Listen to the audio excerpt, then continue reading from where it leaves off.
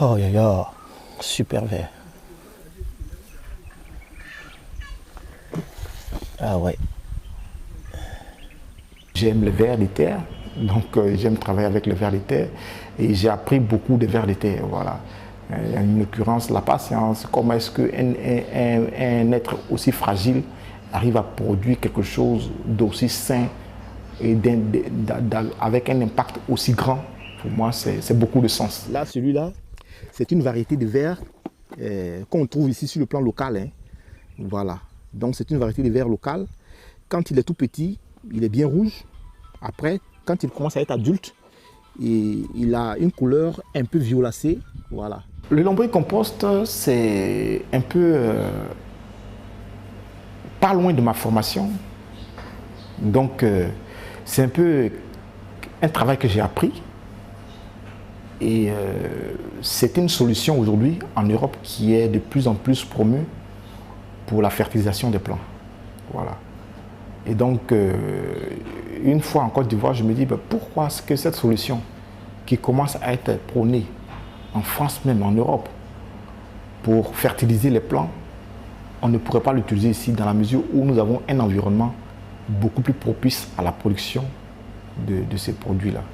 Donc c'est comme ça que j'ai commencé donc à lancer mes travaux. Donc comme je l'ai dit, les travaux ont commencé avec une entreprise de palmiers à huile. Il était question de revaloriser tous leurs résidus. On a réussi à sortir un engrais biologique, mais 100% biologique, avec un taux de potasse qui permettait vraiment d'apporter de bons résultats aux palmiers à huile. Après, l'entreprise n'a pas voulu me verser ce qu'il fallait me verser pour faire la promotion de l'engrais. Bon, on s'est séparés. Et donc, je me suis mis dans mes travaux personnels pour pouvoir développer avec d'autres cultures telles que le cacao. Comme je disais, le ver, il est hermaphrodite.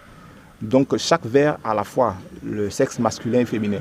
Donc, un peu comme les escargots, les deux s'approchent et ils s'accouplent mutuellement.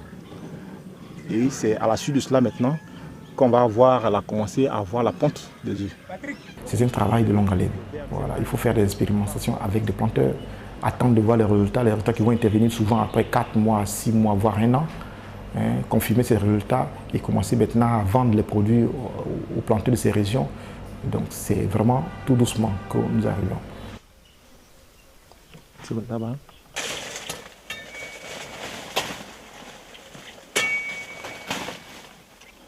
Ah, alors, mon frère, on est arrivé? Merci, monsieur. Comment ça va? Ça va bien. Ok, Dieu merci. Ah, il y a longtemps, hein? Oui, un changement au niveau de ma production, hein? Okay. De 200 000 francs, je suis passé à 400 000 francs. Et je pense que cette année-là, vraiment, ça sera plus que ça, au moins 600 000 francs peut-être. D'accord. Et comment ça se manifeste? Qu'est-ce que tu as commencé à ressentir vraiment? Qu'est-ce que tu constates? Mais je constate que les plants qui perdaient leurs feuilles avant n'étaient plus comme ça après que j'ai commencé à utiliser le produit. D'accord. Les plants ne perdaient plus leurs feuilles comme avant. D'accord. Oui. C'est-à-dire les fleurs sont beaucoup plus fixées sur... Et ça transforme en cabosse. Beaucoup. Okay. Oui, oui. Donc je compte sur vous, je veux que ce produit soit toujours à la disponibilité pour que nous puissions l'utiliser.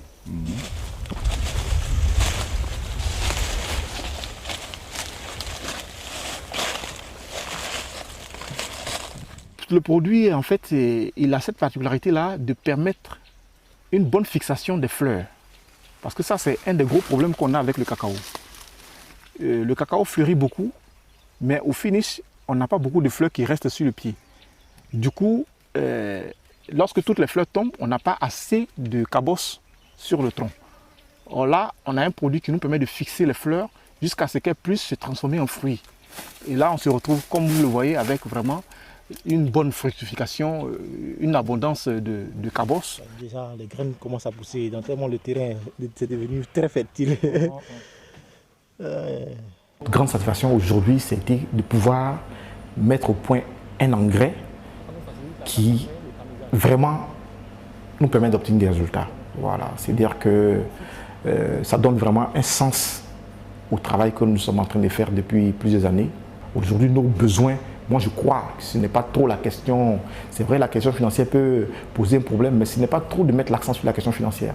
Nous avons besoin de partenariats, d'échanges de connaissances avec d'autres structures qui souhaiteraient par exemple investir en Afrique. On a quand même de grandes entreprises qui investissent dans le cacao. Nous, on souhaiterait par exemple accompagner une de ces structures-là en revalorisant ses résidus.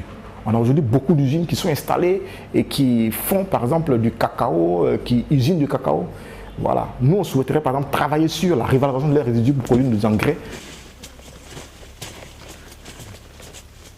L'envie de tout laisser tomber, ça arrive tous les jours. Ça arrive tous les jours parce que c'est tous les jours quand on regarde un peu autour de nous, les difficultés auxquelles on est confronté, les gens même pour qui on travaille qui ne comprennent pas toujours le sens de ce qu'on fait, des autorités qui nous voient comme des ennemis à abattre. C'est toujours des grandes déceptions. Mais bon, on s'accroche à un idéal, on se dit, on aura au moins réussi parce que quand on a des retours des planteurs qui vous disent votre produit il est bon, désormais faites tout pour que nous puissions en avoir, pour nous c'est une grande satisfaction, c'est ce qui nous donne la force de continuer. Au moins on sait qu'on ne s'est pas trompé, voilà, nous ne sommes pas en train de bricoler pour bricoler, on fait que des choses qui sont utiles aux populations. C'est-à-dire qu'au niveau de mon père, il était à la fonction publique, maintenant il est à la retraite. Il était d'abord instituteur. Mais en tant qu'instituteur, il a réussi à développer une plantation de cacao de 10 hectares. Et pour moi, ça a été vraiment un exemple de persévérance dans le travail. Qu'est-ce qui poussait le père à, coûte que coûte, vouloir faire une plantation de cacao? Aujourd'hui, je comprends tout. Voilà. On le dit peut-être, mais on ne fait pas attention. Le cacao a permis de développer ce pays.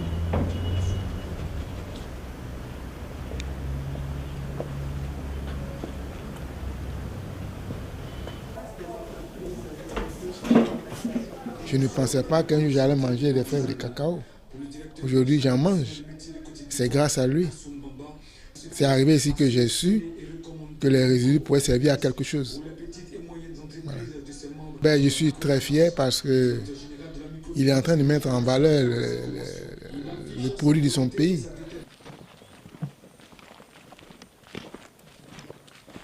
On ne considère pas encore qu'on a réussi, donc peut-être pas très bien placé pour donner des conseils. Mais pour notre petite expérience, nous pensons que pour vraiment aller loin, il faut d'abord créer des solutions qui vous permettent de vendre. Voilà, parce que c'est bien beau d'avoir un idéal, de changer telle ou telle chose, mais il faut pouvoir vendre. Parce que si vous ne vendez pas, vous n'êtes pas crédible. Voilà. Donc pour nous, ça a été d'avoir la première démarche. Il nous fallait sortir des produits qui sont demandés. Voilà. C'est vrai que l'idée principale derrière, nous voulions faire l'engrais. Mais avant d'arriver à l'engrais, nous avons des fèves de cacao. Qu'est-ce que nous faisons des fèves de cacao et comment est-ce que nous les transformons pour arriver jusqu'à l'engrais? Donc pour nous, il fallait y travailler. Et ça nous a permis de sortir des produits, des petits produits aujourd'hui qu'on peut présenter. De beurre de cacao que nous produisons. Nous avons de la poudre de cacao, nous avons des fèves de cacao torréfiées et décortiquées que nous présentons aux clients. Et ça, ce sont des produits qui nous permettent de voir qu'il y a une évolution chaque jour. Voilà. Parce que c'est des produits, on les fabrique, on les présente aux clients, soit si c'est des chocolatiers qui veulent nos fèves, c'est de la cosmétique qui veut notre beurre de cacao, c'est des particuliers. Et cela, ça nous donne vraiment de pouvoir nous organiser, parce que sans finance, on ne peut vraiment pas être organisé.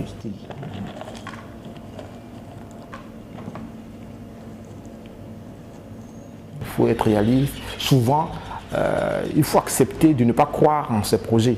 Voilà. Nous avons essayé beaucoup de choses, mais il y a des choses auxquelles on n'a pas cru. On a arrêté de faire parce que simplement ce n'était pas viable. Voilà. Les gens peuvent apprécier, mais est-ce que ça vous fait vivre? Pour nous aujourd'hui, c'est là l'un des éléments importants. Une activité peut attirer du monde, mais si elle ne vous fait pas vivre, pour nous, ça ne vaut pas le coup. Voilà.